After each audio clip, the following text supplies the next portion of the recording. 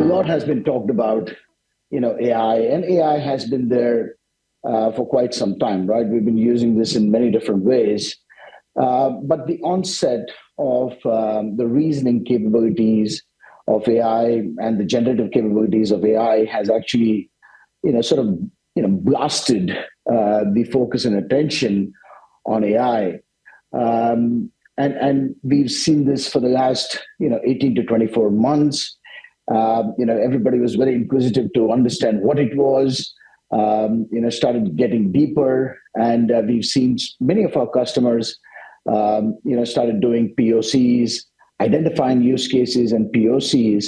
But as they went through that and as they're still going through it, they kind of started looking at AI as what is an everyday AI and, what is a game changing or a differentiating AI.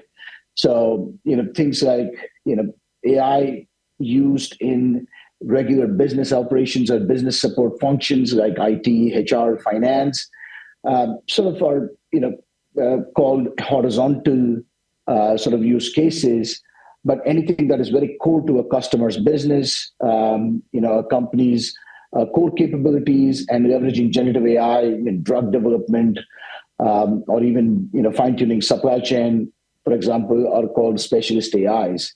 So there are multiple AIs, and then you've gotten into this phase of what everybody's calling agentic AI, right?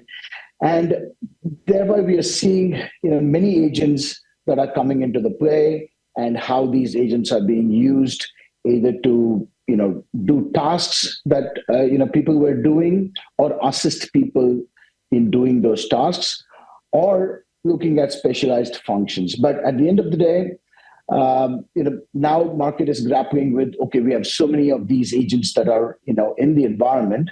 How do you orchestrate them? Are there some capabilities of certain AI agents that can be leveraged across the enterprise? So, what are called general purpose agents.